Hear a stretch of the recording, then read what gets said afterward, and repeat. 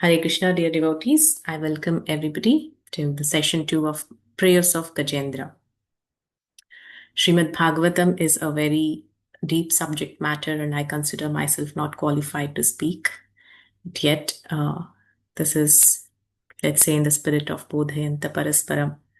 We are teaching each other, and I'm just repeating the words of Srila Prabhupada and Acharyas and the spiritual teachers from whom I have heard. So last week we have done the introductory session. So this is the context of where Gajendra, the king of elephants, has been in a crisis where he found himself all of a sudden stuck in the jaws of a massive crocodile, and he's being through pain, massive pain, tormenting him for 10,000 years. So, but something interesting that we can note over here is Gajendra, in his previous life as Indradyumna, the king, has made a very, very significant investment. So, investment. We make a lot of investments in our life, right? We make financial investments, we make emotional investments, we invest our time, we invest our energy, we invest our resources into various things. But how many of our investments are passing the test of time and are lasting? The reality is, whatever we invest into evaporates with time. Even if you build the most permanent assets in this material world, it might at the max last your lifetime. What would come with you after you leave the material body? Yeah, Lord Krishna says, Mrityu sarva haraschaham udbhavascha bhavishyatam. Time I am, I destroy everything as death. Yeah. So in this world or realm of temporary nature where everything is destroyed with time, the intelligent investment which stands the test of time is devotional service, bhakti towards Lord Krishna. Yes, that is what Lord Krishna says in Gita, Neha bhikramana sosti pratyavayo na vidyate swalpamapyasya dharmasya trayate mahato bhayat.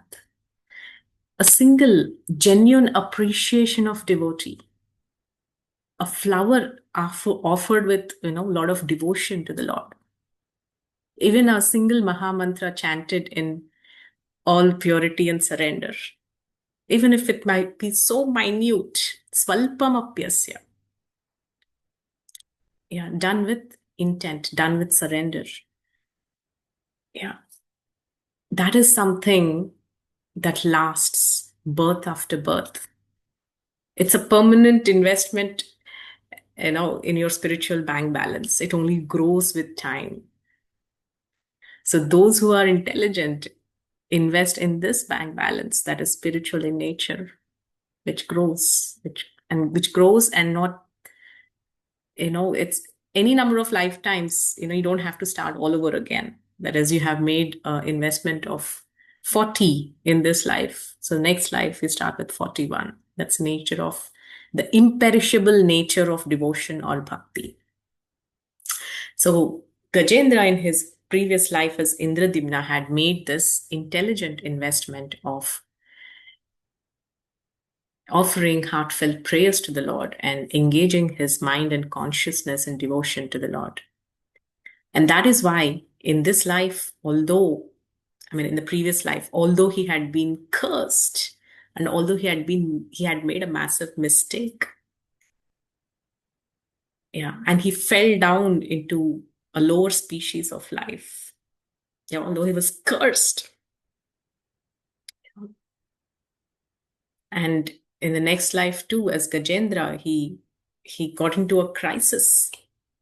But still Lord Krishna, because Krishna was pleased with his devotion in his previous life, in this life, when he was in crisis, he was awarded the remembrance. So it was in that state that Gajendra is offering prayers. So today we will discuss about 4 prayers, the first 4 prayers offered by Gajendra. So essentially, these prayers of Gajendra are more in the mood of awe and reverence. It's a very generalized glorification of the various qualities of the Lord as Gajendra is experiencing as realizations.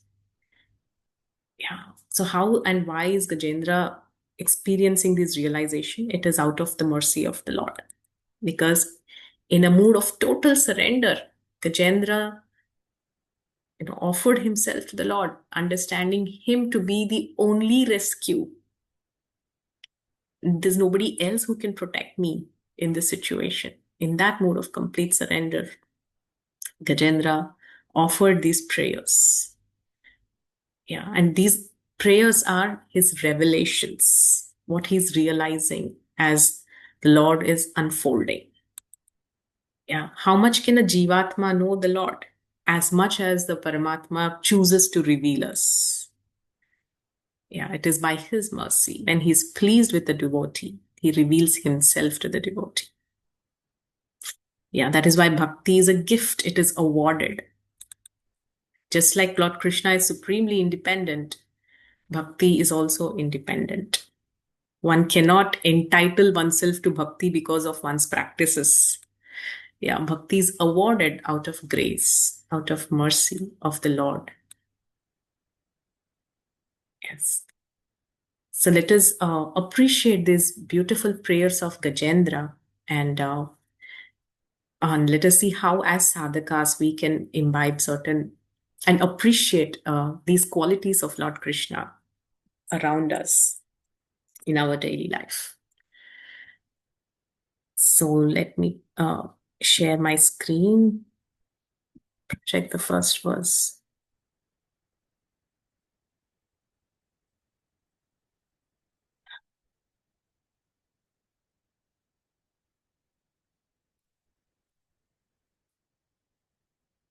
Yes.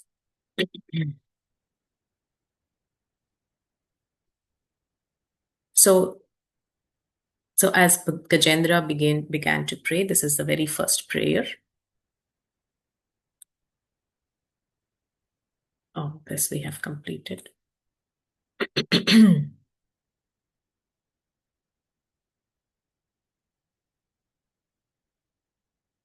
Yeah. Shri Gajendra Uvacha. Om Namo Bhagavate Tasmai Yata Etacchidatmakam Purushayadi Bijaya Pareshaya Bhidhimahi. Yes. So this is how Gajendra is praying. He's saying, Om Namo Bhagavate Tasmai. First of all, he addressed the Lord by calling out to him as Om. Yeah, Om. So in Bhagavad Gita, Krishna is saying, Pranava Sarva Vedeshu. Yeah, out of the Vedas, yeah, amongst the Vedas, I am the Pranava. Pranava means Omkara. So Omkara here signifies the Supreme Lord. And oftentimes this Omkara is misrepresented as some Nirakara or formless. But Srila Prabhupada very clearly explains here, Omkara is Lord Krishna himself. There is no difference between Om and Vasudeva. That is why when we are beginning our sessions, we recite the Vedic mantra, Om Namo Bhagavate Vasudevaya. So there is no difference. The syllables Om and Vasudeva are non-different. They are one and the same. Yeah. And it is the person Krishna. It is the personality of Krishna. It is not a formless sound vibration. Yeah, as many of the Mayavadis depict Omkara as. Yeah. So Om Namo Bhagavate. Bhagavate here, the very word Bhagavate refers to Bhagavan. Tasmai. Unto that Supreme Lord. Yeah. Yata eta chidatmakam. Very interesting. So when Gajendra is offering his sincere prayers to the Lord, he addressed him as Om Namo Bhagavate Tasmai. That means, oh, my dear Lord Bhagavan, I offer my respects to you. So this is the approach. The first approach is I offer my respectful obeisances unto you. Om Namo Bhagavate Tasmai. Yata etat chidatmakam. His first revelation is, by you, this entire world of matter is now full of life. Yeah. So this is the change of vision. Yeah. So when with the normal vision, which with uh, the material vision that we have, we see everything around us matter. Yeah, this body. When we look into the mirror, you see, yeah, it's me. Yeah, we look into the photograph, you feel it is me. Yeah. How do you know that you're self-centered? Whenever you see photographs, a group photo, whom do you look for? Yeah. So that's a self-test, how self-centered we are. That's fine. So that isn't a regular vision. Yeah. So, but what happens when the Lord reveals Himself to you? The vision changes. You begin to appreciate the presence of Lord in every being, in and around us, within and outside everything. Yeah. By whom? Yata etat chidatmakam. That means this entire universe is pervaded by you, my dear Lord. And that is what is setting everything to life. Yeah. The living entities, the birds, the beasts, the ants, the trees, everything, they are full of life because you are situated in them. You are giving that prana. Yeah. And you are that living force in the matter. Yeah. So this is the first vision that Gajendra has experienced. Yeah. That this entire universe is actually pervaded by you. You are situated in every living entity. And you are situated in my heart too. Yeah. So this is what is Lord Krishna telling in Gita as well. Yeah, that is Ishvara Sarva Bhutana Hriddeshe Arjuna Tishtati. Yeah. So I am seated in everyone's heart. Yeah. And from me comes remembrance and forgetfulness. Yeah, Matta Smriti Jnanam Apohanam Cha. Sarvasya Chaham Hridi Sannivishto Matta Smriti Jnanam Apohanam Cha. That is, I am situated in everybody's heart, and through me, comes Smriti, memory, Jnanam, knowledge, Apohancha, forgetfulness.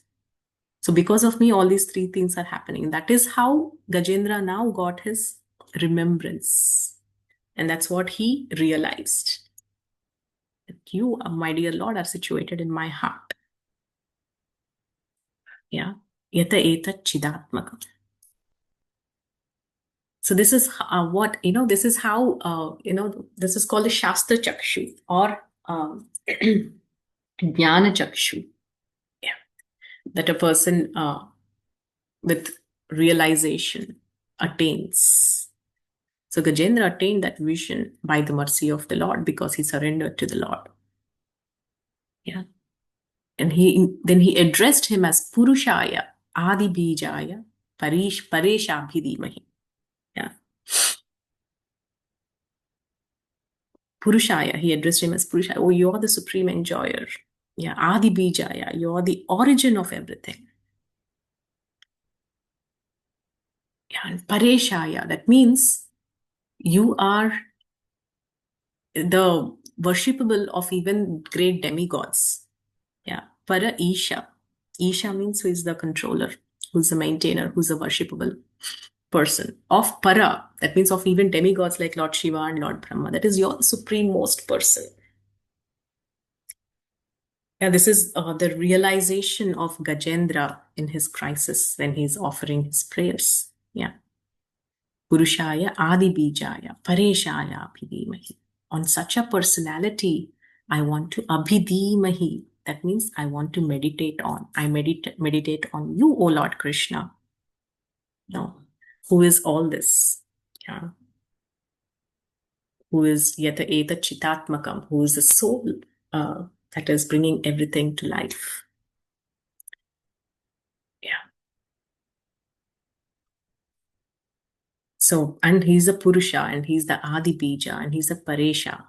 Yeah. So these are all the qualities that Gajendra is appreciating, glorifying, and realizing spontaneously in his consciousness as he is surrendering to the Supreme Lord. Yeah, and this can happen by the mercy of the Lord. We see this in the prayers of Dhruva Maharaj. Yeah, Dhruva Maharaj, the small boy of 5 year old, and his tapasya, fructified, and the Lord appeared right in front of him. He was overwhelmed, and he could not offer prayers because he was too small or young for it to adequately glorify the Lord. And understanding this sensitivity, what Dhruva was growing through in his heart, so beautifully, the Lord himself, as Prishnigarbha, he puts his conch on the head of Dhruva. And then with that touch of the conch, prayers actually flowed from the lotus lips of Dhruva. So similarly, Gajendra, being blessed by the Supreme Lord, prayers are flowing through his consciousness. And, and so, and because of these prayers being recorded by Srila Vyasadeva, now we are having a glimpse into what a devotee goes through and what he visualizes, what he experiences when he comes face to face with direct realization of God in his life. So as sadhakas, so how do we appreciate this? Gajendra had these realizations. So how can we implement this in our own sadhana and regular practice, as a part of our own daily prayers? Yes, this is exactly what Lord Krishna is recommending in the Gita. Yeah, sarvasya chaham hridi sannishto. I'm sorry. That is, he's telling in the 10th chapter of the Gita that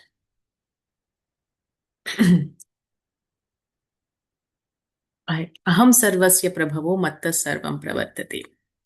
Iti matva bhajante mam. So I am present in everything, and everything is situated in me. And knowing this, appreciating this fact, iti matva bhajante mam buddha bhava samanvita. You worship me. That means one should become a spiritual scientist. Yeah, even at the stage of sadhaka, one should try to appreciate this presence of Lord Krishna within and around us. It is not that one fine day you just wake up and you find yourself in the spiritual world, Golok Vrindavan. No, one should uh, discover that divinity within and around us and divinize our consciousness. Then we are naturally transported into the spiritual realm. Yeah, in as in our education system, we call that concrete to abstract. Right? All of a sudden, you cannot find yourself in the abstract reality. Start with the concrete. It should become a samskara within you to discover divinity around you. Yeah, to connect with the nature around you and begin to see that in connection with the Lord. Yeah, that is what is iti matva bhajante mam. For Gajendra, it came as a spontaneous realization because of the mercy of the Lord. As sadhakas, Lord Krishna is recommending us to appreciate this reality, through meditation. So this is what the first Discover Yourself series of Radheshyam Prabhuji, right? Become a spiritual scientist and appreciate, the artist behind the beauty that you see in nature. Yeah, when you open the laptop and you see all beautiful mountains and trees and a nice wallpaper, take a moment to observe what it is and who is the artist behind this art.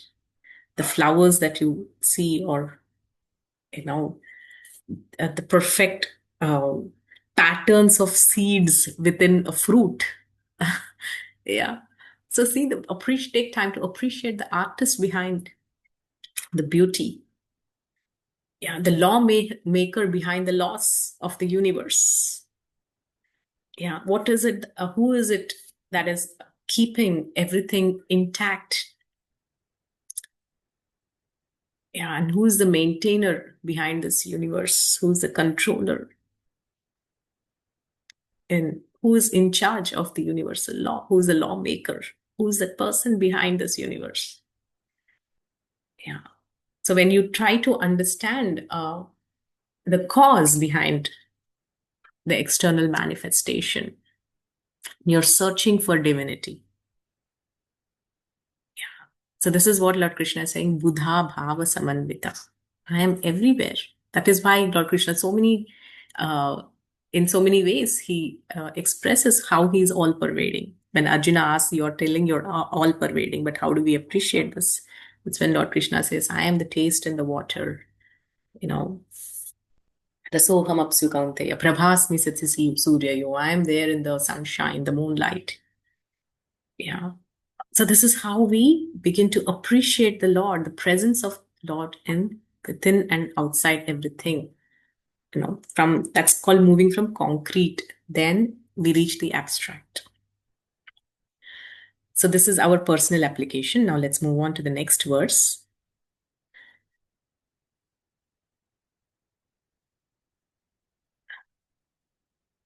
Yeah. Purushaya Bijaya Pareshaya Dhimahi. So this is the Lord I want to meditate on. The next verse. Another beautiful verse. Gajendra is singing this prayer that Yasmin idam yataschedam yenedam ya idam swayam yosmat parasmat chapara tam prapadye swayam bhuvam. The Supreme Godhead is the supreme platform on which everything rests, the ingredient by which everything has been produced, and the person who has created and is the only cause of this cosmic manifestation. Please don't be bewildered, I'll explain it. Nonetheless, he is different from the cause and the result. I surrender unto him, the Supreme Personality of Godhead, who is self sufficient in everything. So, for those devotees from India, because it's early morning, it's a little easier to absorb. But if it's night, it takes a bit of, you know, uh, reboot to appreciate these profound philosophical insights. So basically, Gajendra is saying that everything is resting upon you, O Lord. Yeah. Matsthani sarva bhutani. So again, this is, Bhagavatam is the postgraduate study. So what is graduate study? It's Bhagavad Gita. So the similar context and similar lines of thoughts and are present in the Gita. Yeah, Matsthani sarva bhutani. And it's everything. Maya tatam idam sarvam jagat avyaktamurtina. So everything is resting on me. O Arjuna, Lord Krishna is declaring this in the Gita. So, how do we appreciate this? A very beautiful analogy is given. So, just as there is an earthen pot, there's an earthen pot. What is this earthen pot made of? It's made of earth.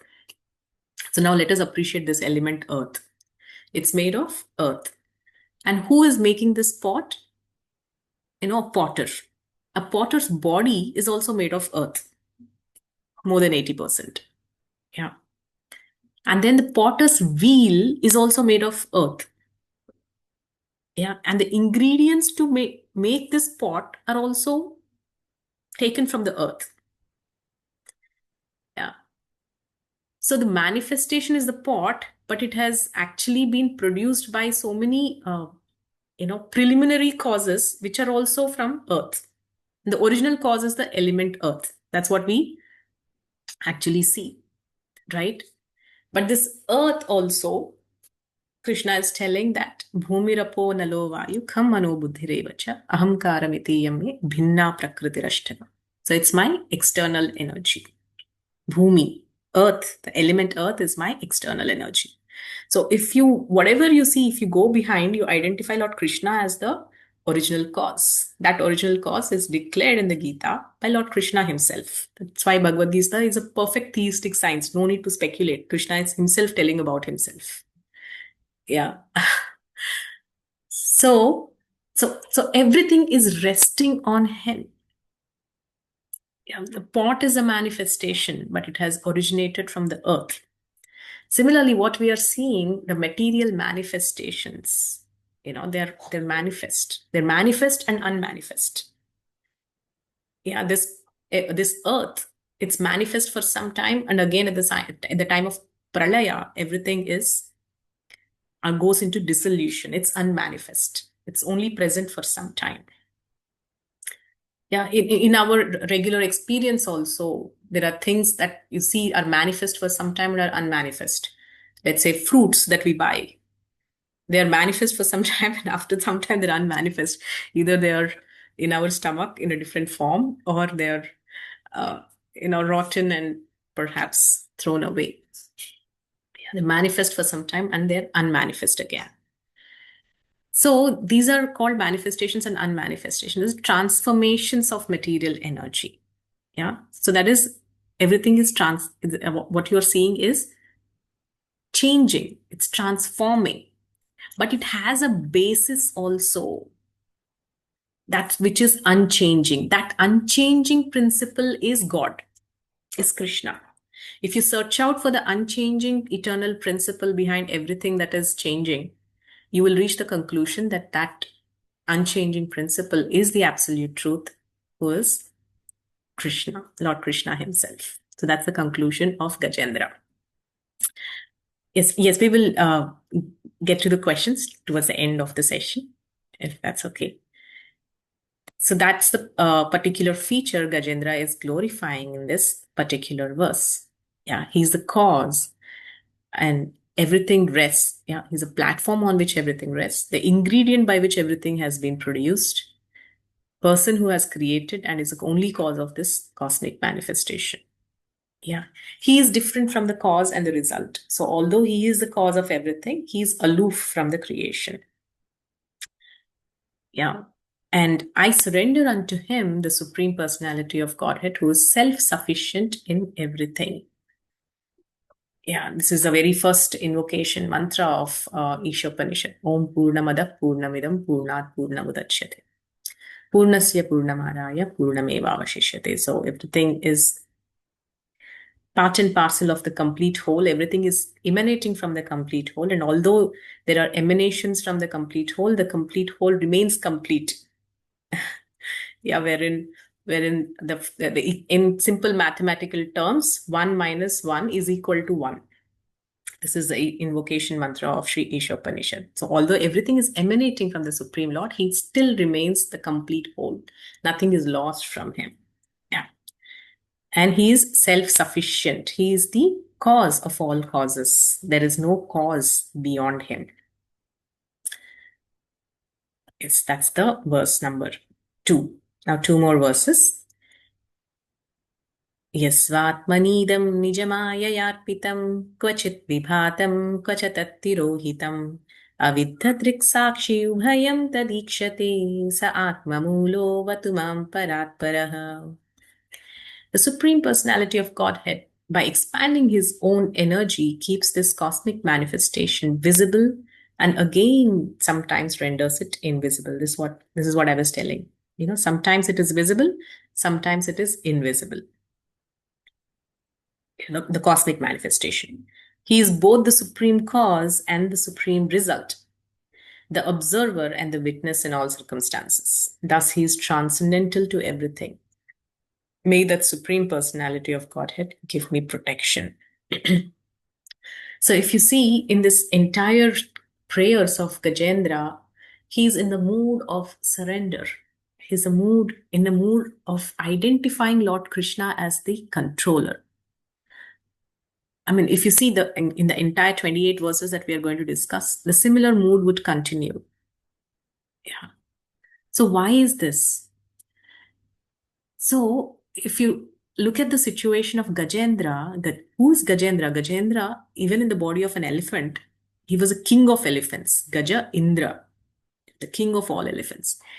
And he enjoyed unraveled controllership on the Trikuta mountain. Yeah, so much so that when he used to walk, by his majesty, the entire Trikuta used to tremble.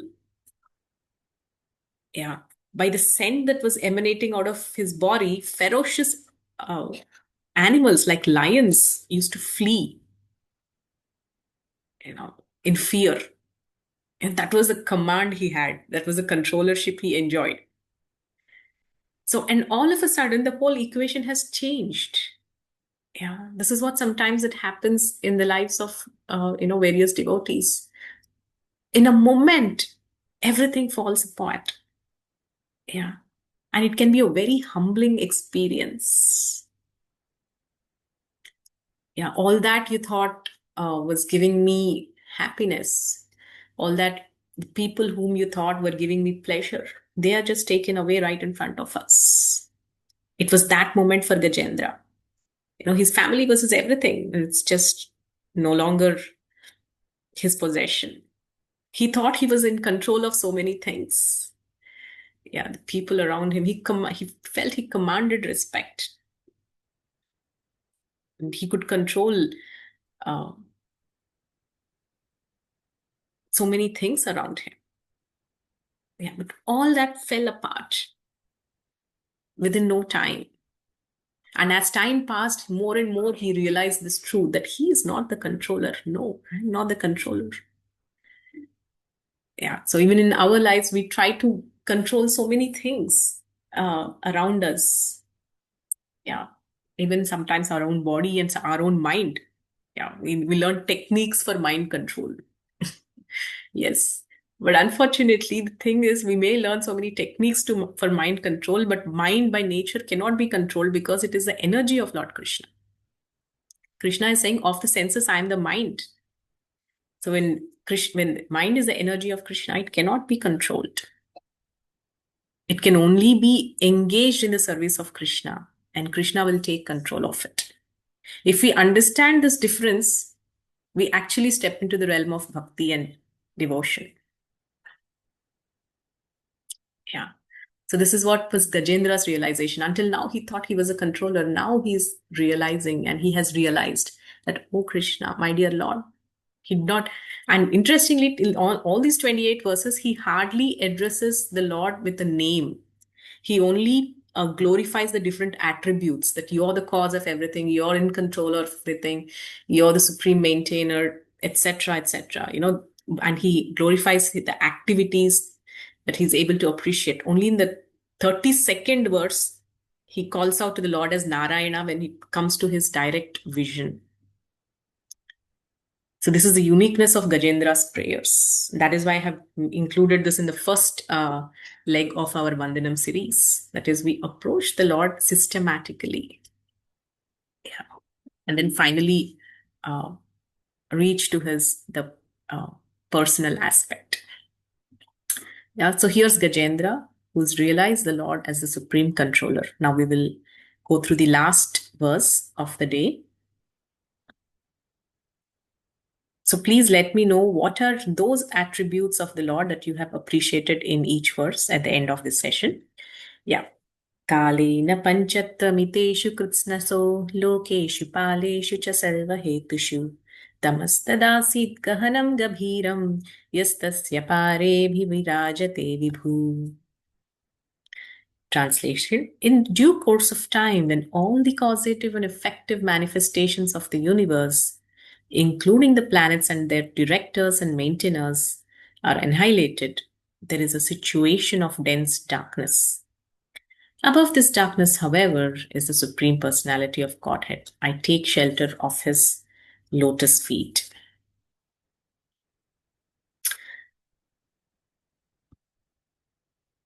So here is again Gajendra saying that the Supreme Personality of Godhead is above everything.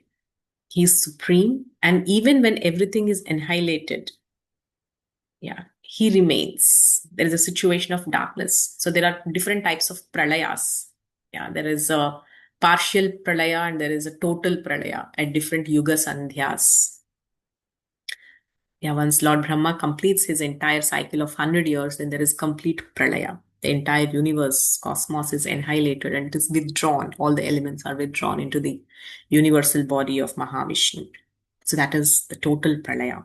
And nothing remains. Actually, 12th canto of Srimad Bhagavatam gives a amazing, mind-blowing description of what happens at the time of pralaya. Yeah. How the entire earth, goes through complete saturation with waters, because of the Samvartaka of clouds pouring incessant rains for years, and so much so the whole earth is flooded with water. And then there is massive fires that's burning down everything. And, that is actually what is Pralaya.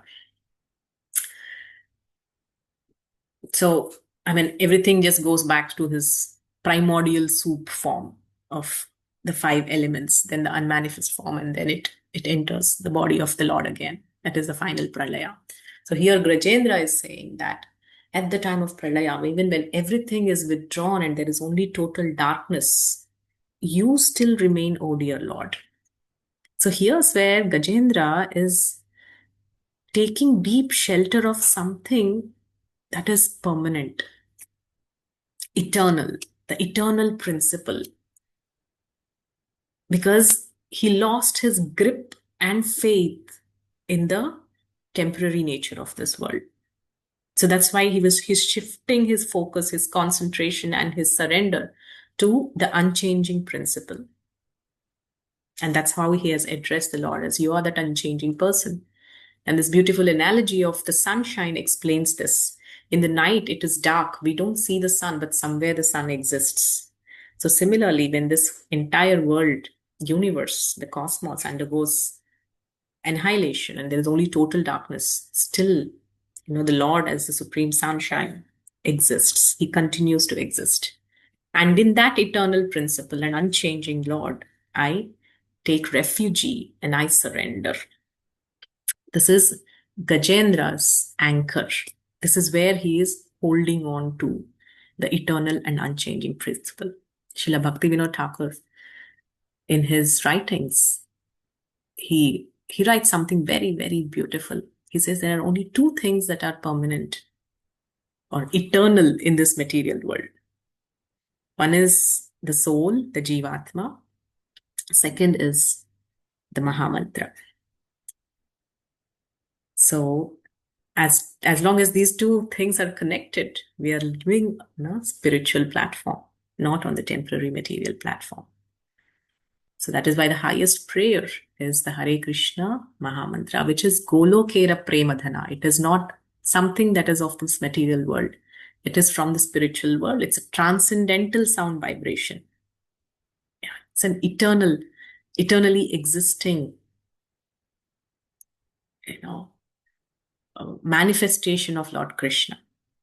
It is non-different from Lord Krishna. In fact, it is considered to be more merciful than Lord Krishna himself, the holy name of Krishna.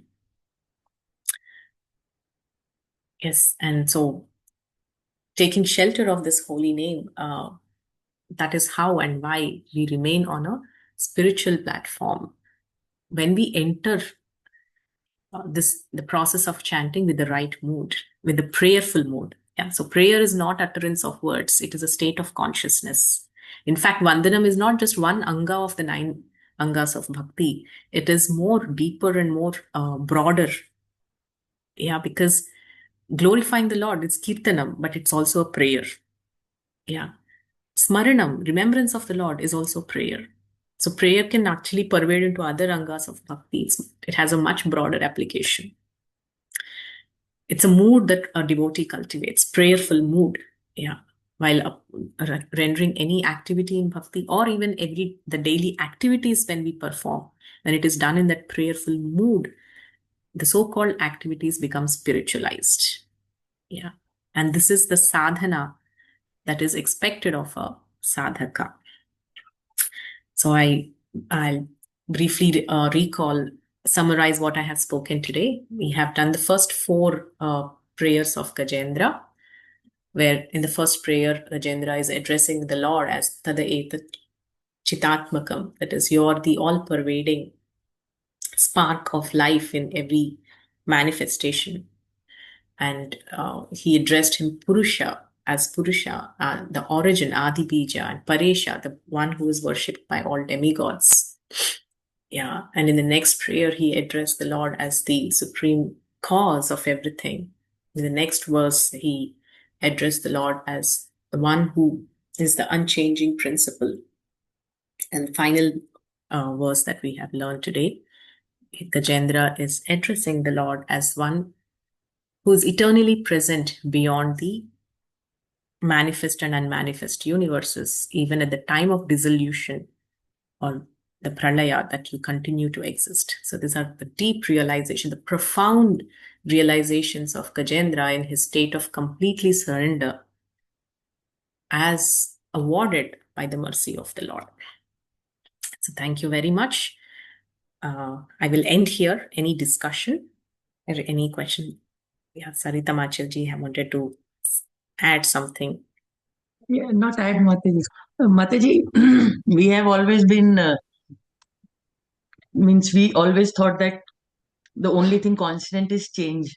But just now you just said that, the only thing constant is Bhagwan.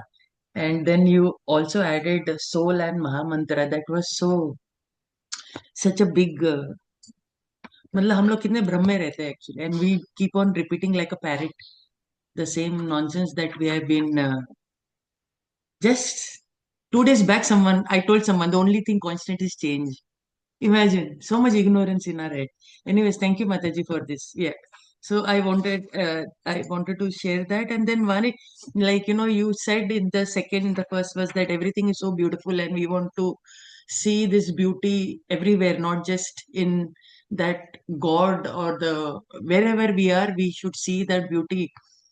uh, I want to ask you, then why do God always, or when we read it in the Bhagavad Gita, that this place is also called as the Dukhale.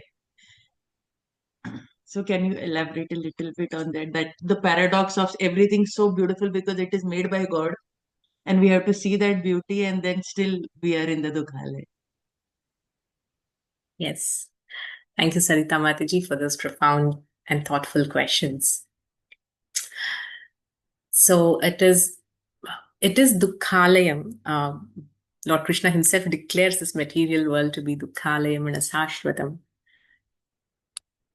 It is Dukhalayam when, for a person who is seeing the world disconnected from God. So whenever we see this place as a place of my permanent residence, yeah, in the Agyana, it's as a place of my enjoyment, as a place of my controllership or my proprietorship. Like, so you should ask the real estate people. They will they will give profound realizations about this. Yeah. So as long as we have that consciousness, it is a definite dukkhalaya, because material nature will show its reality.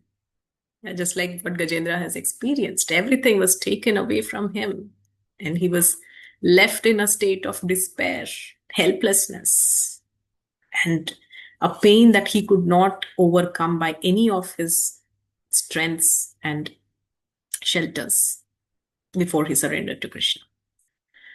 So that is actually, it is Dukkhalayam. So then, what makes it a beautiful place? It is bhakti. When we begin to find, divinity within and around us, that eternal and unchanging principle. For example, the soul, and beside the soul is situated the super soul. Yeah. So when we turn to the Lord in surrender, and we see divinity around us, when we see, like, for example, let's take a beautiful rose flower. Everybody sees it differently. An artist sees it as a piece of art, and he wants to imitate it by giving the similar shades. A poet sees the same rose, and he glorifies with choicest words. And our philosophers, he sees the rose and he says that how long it is. I mean, he comes with his own philosophy of its existential reality. And a biologist sees it, as a matter of, so it's classified into this group and that genre, etc. So, but a devotee actually sees this as a creation of Lord Krishna. So beautiful the rose, and how much more beautiful is the creator. And with so much mercy, he has given this beauty, beautiful creation around us. And he, with gratitude, with love, he takes that same rose and offers it at the lotus feet of Krishna. And for this consciousness, the material world no longer becomes a dukkhalaya. Yeah, that is why for a devotee who has transcended this material vision, for him, svargapavarga apitulyartha darshanam. Yeah, svargapavarga narakeshu apitulyartha darshanam. So for him, Svarga, this there is no difference between this material world, Svarga, Naraka, or Vaikuntha. Why? Because he has completely surrendered to Narayana. He has transcended the material vision. He is in a spiritual state of consciousness, no matter where he is. Even if you send him to Naraka, he'll try to preach to the people there, make them Krishna conscious. But for them, no place is Dukkhalaya because he's absorbed in Krishna consciousness. I hope I could answer in my humble way. Thank you, And, Mataji. and also the change is the constant. Yes, the change is a constant thing of this material world. And everything is changing. And it is the anti-principle of the spiritual world because it is eternal. So what you said is also partly correct because yes, in this material world, everything is changing. Yeah, but that's not where we belong. Hare Krishna. Thank you all very much. And I'm very grateful to each and every one of you for coming together on this Sunday morning. This is the discussions that bring about so many beautiful points for us to meditate on throughout the week. I'm so grateful to you. Hare Krishna. Any more questions or discussions? Hare Krishna, Mataji, Dandavat Pranam. Dandavat, Hari Bol Prayasi. Mataji, I had a small question. Mataji, if Krishna is present within every living entity, then why do criminals create crimes? Okay. Yes, Prayasi. As a good teacher, this is definitely one of your musings when Lord Krishna is present within everyone and within everything. Why there is criminality? Yes. So Lord Krishna is like the light. Yeah, in light there is no darkness. Then how do you explain shadow? Yeah.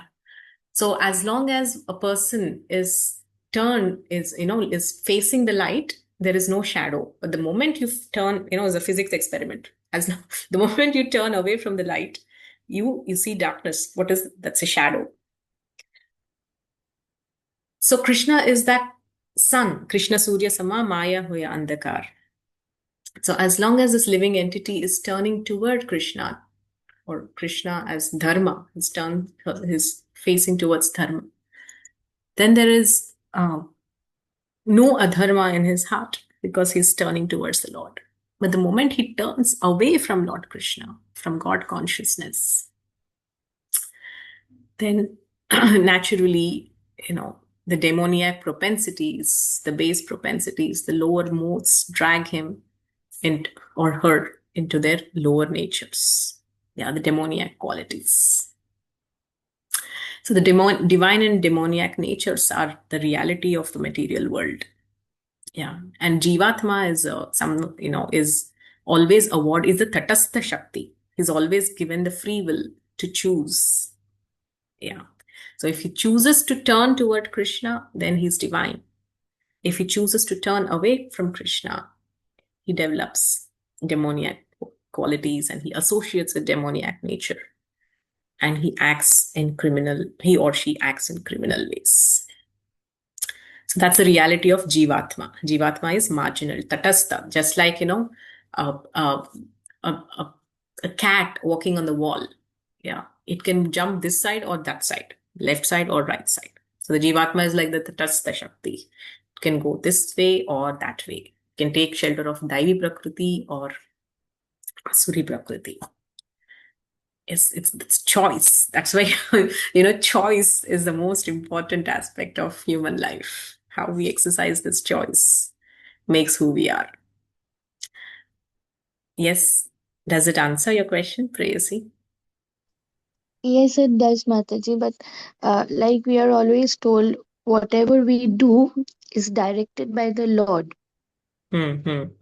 We do it on our will, it's okay, but the direction comes from His end.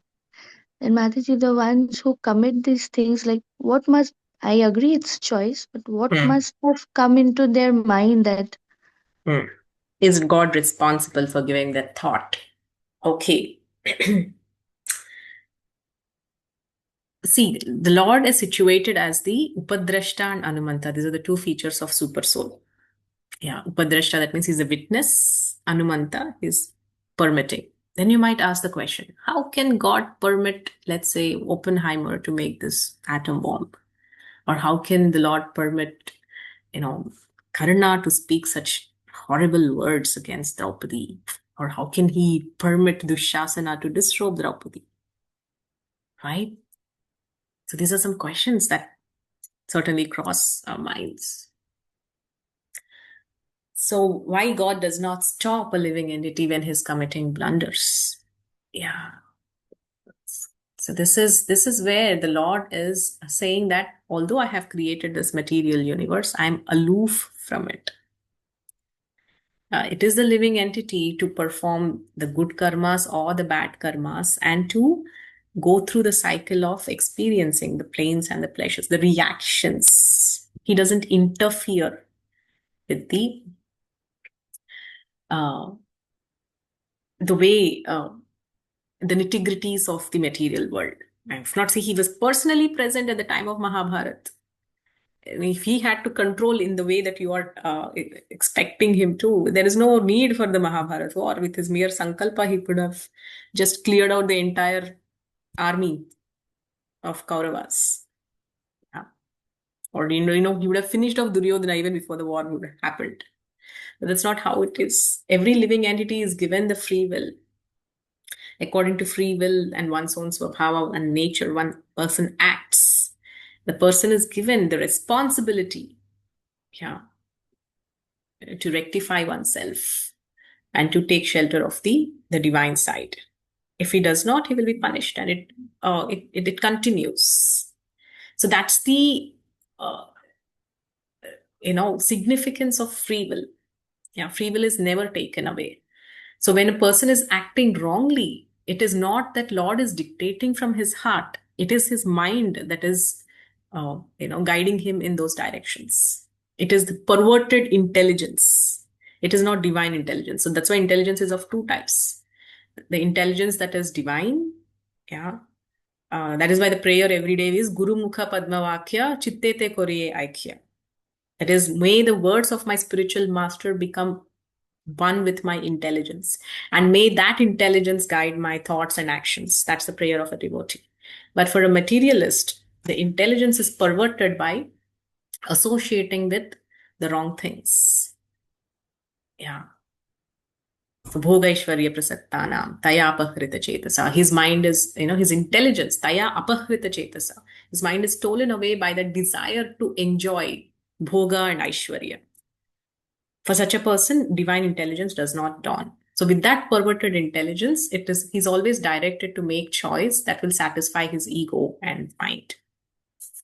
So that is not driven by the instruction of God. God personally instructs the person, yes, when he's devoted to him. 10.10 Gita, he says, Tesham satata yuktanam bhajatam priti purvakam dadami buddhi yogam ta. For a person who's constantly engaged in remembering me, satata yuktanam. Satata, constantly. What is he doing? Bhajatam Priti Purva, with lot of love. He is always thinking of me, always remembering me, always chanting my glories. To such a person, I will give intelligence. Dadami Buddhi Yogam. So this is when Lord Krishna is directly speaking to the soul. He's directing his thoughts, his actions and activities. This happens with pure devotees, like Srila Prabhupada. But for a normal person, it is the mind. It is not God. You're just hearing the dictations of the mind and you're simply acting under those dictations. Yeah, for a sadhaka, that is why the prayer should always be to have purified intelligence that is directed by the instructions of the spiritual master. That is why Shravanam is so important in the sadhaka stage.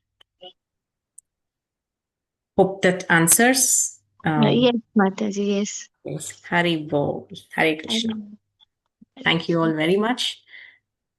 We will